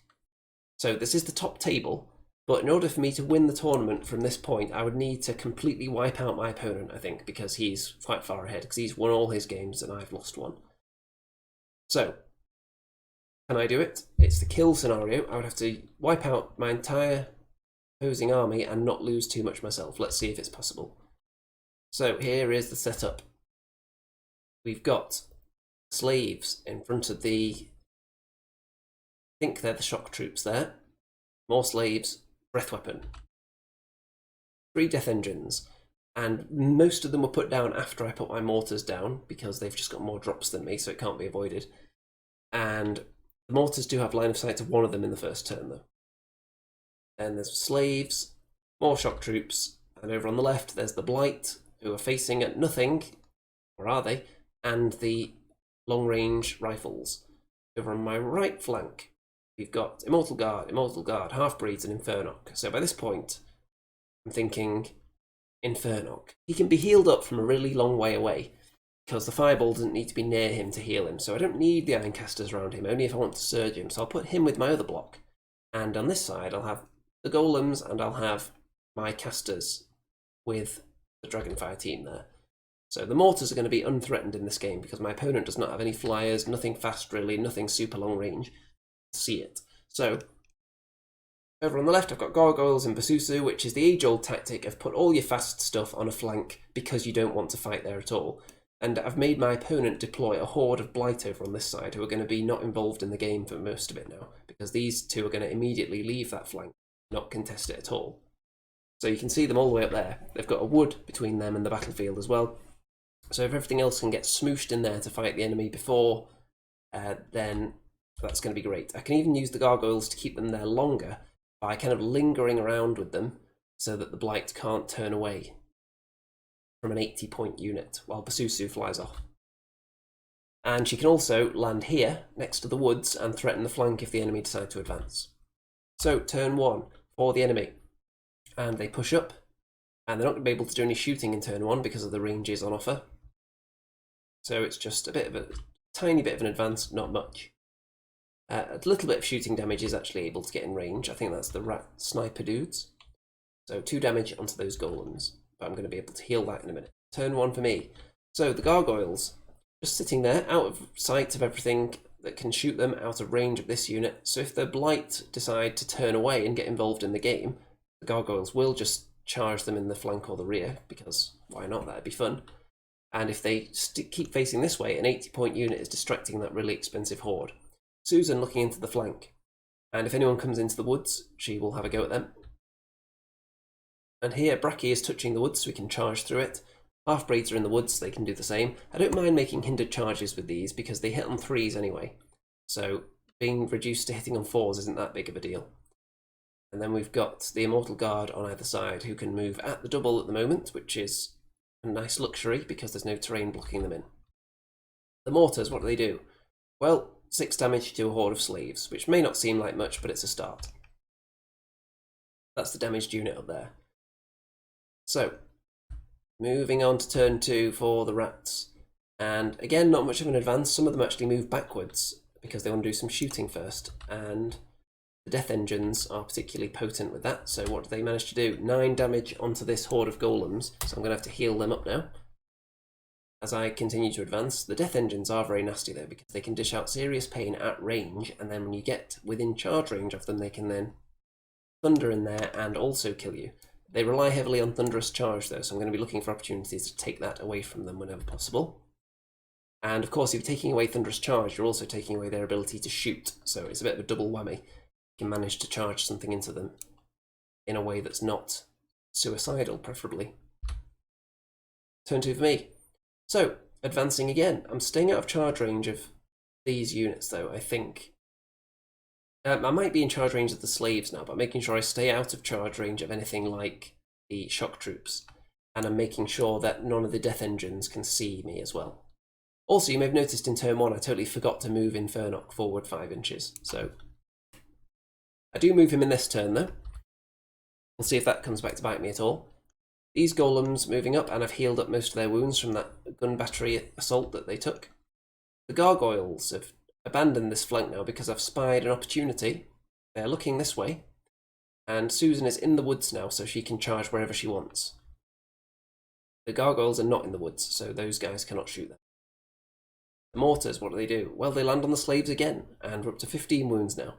So, doing alright so far, mortars, but it's only a very cheap target we're hitting here, because I do waver them, but everything is height 1 apart from the death engines, so I can't see to the good stuff at the back. I would much prefer to be facing things like ogres where every unit is really tall, so for a start I can see it over my own troops, and then you'll have things in there like maybe monsters or chariots or something like that that you can see over the top of the other ones as well. moving on. So I've gone up behind this wall with the golems here because I'm thinking if they want to triple charge me, they can do so over a wall. But they probably don't want to do that yet. They probably want to shoot for a bit longer. Turn 3. So, yep, they do not want to charge me. They just move a breath weapon up there as well, so they can do lots of shooting down here. And this breath weapon moves into the woods. At this point, I was terrified that it was going to shoot the gargoyles, but it actually targets Basusu, which I'm very pleased about because Basusu is much harder to kill or waver. So Susan only takes a little bit of damage, but 2 would have been enough maybe to even kill gargoyles. So I'm glad the gargoyles were not the target for that. And look at that human hand probably rolling a dice. So the way this battle line is set up here before my turn, the gargoyles can actually see the Height 4 Death Engine over the top of this hill, and there is space enough for them to fight in the flank there. So the gargoyles are going to flank charge the Death Engine. That's going to do at least a couple of wounds to it. I'm going to stop it from having any thunderous charge or shooting, and that's going to let me advance kind of untouched by that thing at least. And you can see here that all the shooting that turn only did 6 damage, or put these golems up to 6 damage, so very, very poor round of shooting there. So that's nice. Turn 3 for me. So Bracky charges into the slaves up there. Everyone else moves up a bit. And you can see that that unit have died. That unit of slaves has died. I think I shot them with the throwing mastiffs. They're dead. The half-breeds are still out of range of the shock troops, because that would be a really bad move for me. They would just die. The mortars, it looked like, finished off that unit, if it wasn't the dogs. So the gargoyles flank charge the Death Engine. 7 damage, which is nice. So the gargoyles will die, certainly, but it was worth it. And Susan takes out the long-range rat guns, which is also very, very tasty. So, at this point here, I'm thinking, what is my opponent going to do? Probably wants to guarantee that a unit will die. How is that achieved? Well, you want to take out the gargoyles, definitely. The slaves are in charge range of these golems, but the slaves aren't going to kill them. They will just hold the golems in place, maybe until the Blight can get here to fight, or because these Death Engines can either shoot the golems there, charge the golems there. This one can't shoot. Or they could attack the gargoyles and the slaves go in there. The slaves could go into the rear of the gargoyles. These could go into the golems. They could shoot the golems, but not this one because it's lost its shooting ability for a turn. So it's quite complicated and congested. I would suggest that both these golem units are pretty safe from death next turn, but the gargoyles are not. So I've got lots of healing as well, so I'm not sure what I would do if I were in the rat situation here. Quite a tricky one, because this unit isn't close enough to fight the golems. I think if the slaves charged into the golems, the shock troops could charge the gargoyles if the breath team moved out of the way. That is one option to get them into the fight as well. But that does leave them open to potentially being charged unless these guys go into the golems there and cause congestion, which keeps them stuck again. So it's a tricky one, but we'll see what my opponent goes for. Turn 4, and the slaves charge the rear of the gargoyles, and the Death Engines decide that they're going to stand off and shoot apart from this one, which is going to do which is going to do nothing. And Susan is going to start getting shot by a breath weapon and this hero, and takes 7 damage. And the various shooting here puts these guys up to 7 wounds. And the half-breeds take a bit of shooting damage as well. And Susan gets wavered, which is very disappointing, but at least she's still alive, so they'll have to spend another turn dealing with her. The slaves kill the gargoyles. So we're in an interesting situation now, because if I charge the slaves, in fact, let's see if we've got a better angle for that in a moment before I describe that. The slaves there are fighting Bracky, and the shock troops at the back there don't want to join in. They don't feel like charging Bracky and risking being flanked by everything I've got. Probably wise. Turn 4, so Immortal Guard kill the slaves that they were just facing down with. Bracky decided to run off and attack a Death Engine to take away its thunderous charge and shooting ability, which he does. It's that one there. This unit of golems charge the Death Engine that was wounded here, in this spot. They had just enough space to make it with a pivot. And I do not charge the slaves, because if I go up on that hill, then this unit will become height 5, because they're height 3 on top of a height 2 hill, which would mean the Blight would be able to see them over the top of the woods, which are only height 4. So if I'm on the hill, I measured to check if they would be in range, and the Blight would be able to charge the flank of the golems if I do not kill the slaves. So I'm leaving them down there because they're only slaves. Even if they flank charge this unit, who cares? They're slaves. Okay. Susu just backs away. Bit of a moonwalk going on there for Susan. And everyone else just does some healing. And it's looking good on this flank. There's only that shock troop unit and a breath weapon over there. So that death engine won't have its thunderous or shooting. This one is still at full capacity. So turn 5, here's what my opponent goes for. Because if we look back here to this situation, the options are, these two units are very, very lightly damaged, so you want to pile in as much on one of them as possible. These guys, these shock troops, I believe they have a flank on these golems at this point. So what could be done here is slaves charge into the golem unit here, shock troops into this unit, and the death engines also into this unit, or you could even countercharge Bracky with that one. The breath weapon would have to move out the way for this to work. That would almost certainly kill the golems, and that would guarantee, I think, the golems would die. A flank charge from the shock troops would basically guarantee that. However, the move my opponent makes is far less guaranteed, but there are potentially higher rewards. What he goes for is a flank with the slaves on the golems, charge with the death engines into the golems, and then the shock troops over the hill into the golems down here that are only on 1 wound. So I think that's a very, very risky move, because shock troops against golems, killing them in 1 round, how likely is it while they're inspired and only on 1 wound? They can be bane chanted by something, but it's risky, and slaves in the flank probably aren't going to do much, and will the death engines do enough in the front? It's a tricky one, but that is the move he's going for, because if it works, it actually has a slightly higher chance of killing both units than with the other plan that I proposed. The one I suggested is guaranteed to kill this unit, but this one will almost certainly survive. So you've got to go big or go home sometimes. Decide whether to go for the risky play with massive rewards or go for what's safer and just guarantee that something is getting deleted. So my opponent does go for the second option and charges the slaves into the flank, the shock troops into these guys, death engines in there as well, and we'll see how that works out. The Blight are moving in this direction towards Susan, which I'm kind of pleased about. I'm glad they're not facing this way, because I'm hoping to punch through this area, and I don't want Blight looking at me, so I'm kind of glad they're facing that way. These shock troops are just standing off a bit. They're not too eager to fight. I think they may have the Potion of the Caterpillar, actually, but they're not that eager to get stuck in yet. And Susan takes some more shooting damage. Actually, they do go in. They go into the Immortal Guard here. And this weapon team have blocked up that unit of Immortal Guard. So, yeah, they can't charge the half-breeds, which is probably what he was pondering, because I'd blocked up that. There's not enough of a space to charge them. So deciding whether to charge that unit or that unit, and he goes for this unit. So that looks, and the breath weapon can then shoot the half-breeds and does a bit of damage, but not enough to worry them. Same goes for the Immortal Guard in combat. And the horde of golems are killed by the slaves in the flank and the 2 death engines. So, oh dear, they're dead. And what about the next unit?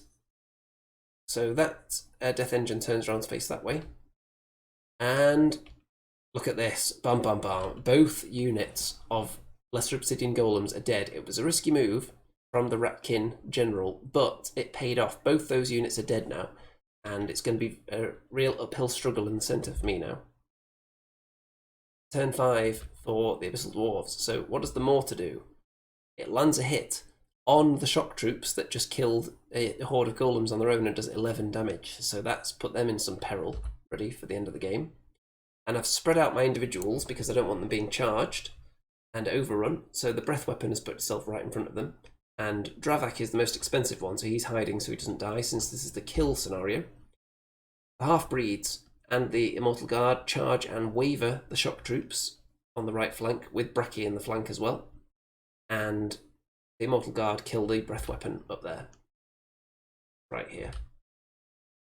And they only waver them though, so that means the Immortal Guard are going to die from a flank charge from the Death Engine. And over there, I've not got much going on because Susan died last turn. Turn 6. So, the shock troops charge into the Dragonfire team, and they're going to kill it easily. And then a shooting attack. I think there's a shooting attack coming from this hero here. I can't remember what it does. So the half-breeds might have taken some damage there. The Death Engine into the flank, as I said. This Death Engine turns around and just tries to block in Infernoc.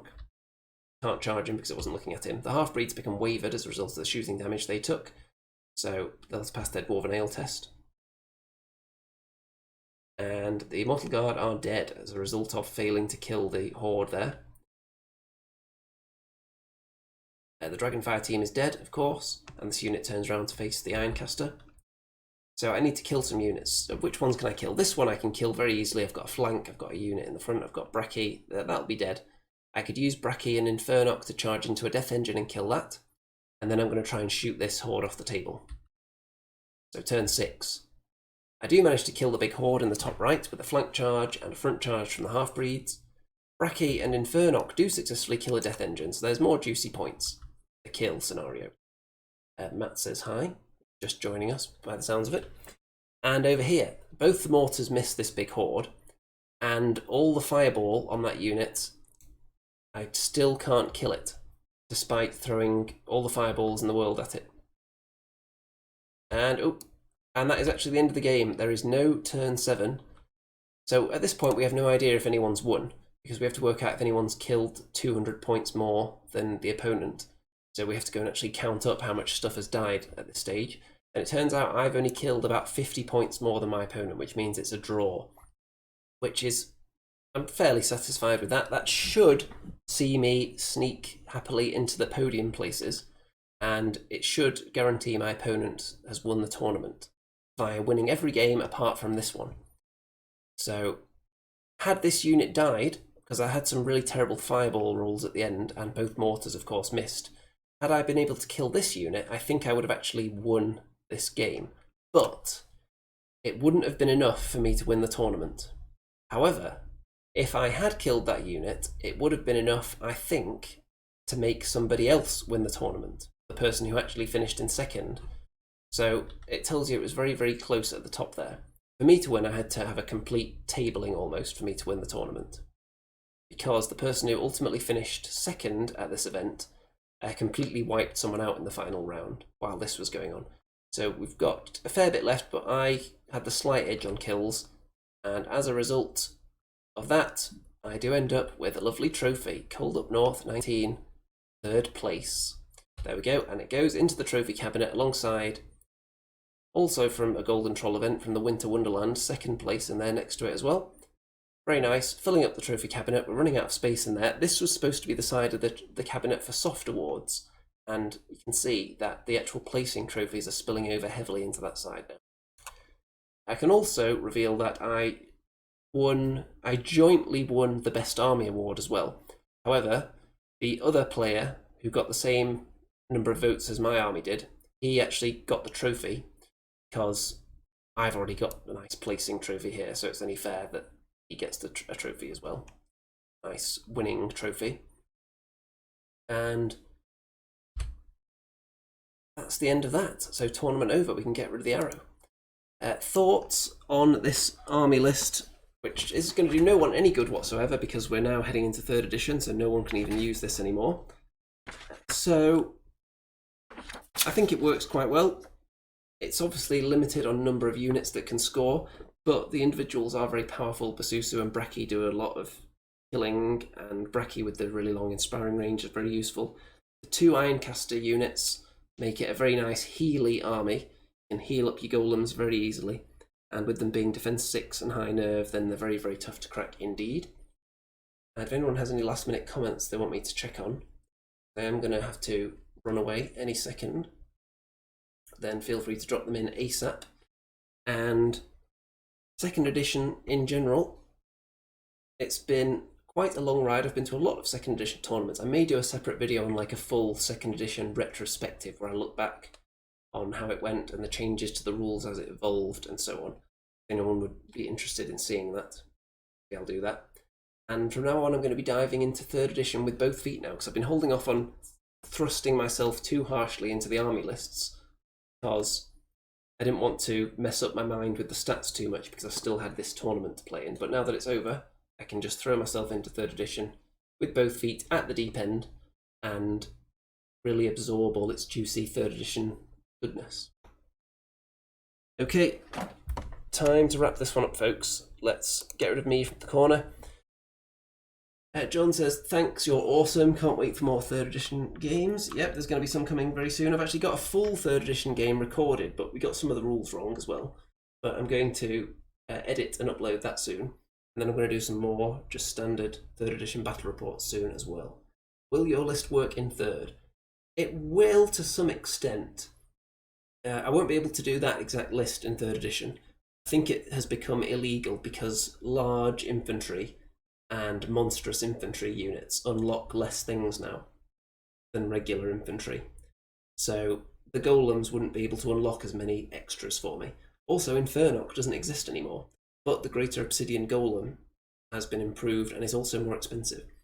So yeah, I'm going to go through the Abyssal Dwarf list in a separate video on its own, as well as the Goblins and any other army that I play. So you can look forward to those coming soon as well. And yeah, stick around. Don't forget to subscribe if you haven't already. Don't forget to like the video. Check out all the links in the description, the various means of fundraising. If you want me to be swimming in that YouTube cash, don't forget to throw it all at me. Don't forget to follow me on Twitter, join my Facebook group and all that good stuff. And leave any comments either on this tournament or also leave any comments on the 2nd edition scene in general that I can refer to when I'm doing my video looking back at 2nd edition at some point. What are your thoughts on the game? What do you think it brought to the community, especially in the wake of Warhammer Fantasy's demise around the time that Kings of War 2nd edition was coming out? Feel free. And all that remains to be said, I think, is... Oh yeah, actually, one more thing. In 3rd place, I actually finished in 3rd on kill points, and only about 450 kill points ahead of the person in 4th place. So I'm glad I killed as much as I did. All that remains to be said is, good night out there, whatever you are.